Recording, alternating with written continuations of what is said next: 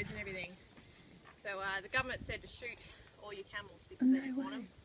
Cameliers didn't want to shoot their camels. No, so they just let them go. They've been working with them for years. Yeah. You know. So they just turned These guys really becoming friends, so yeah, for sure. They've let them go in the wild, about 20,000 originally. Wow. Now we've got between 500,000 to 1 million. Crazy. That's a lot of camels. Do they find it easy to survive? Oh yeah, it's an absolute haven for them out Yeah. here.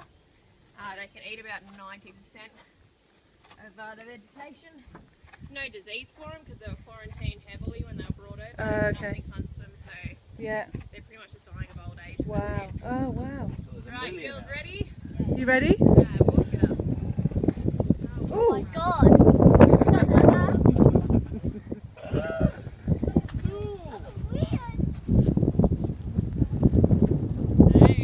Pretty different. Woohoo. You walk over to this tree as well, you'll get some Okay. photos.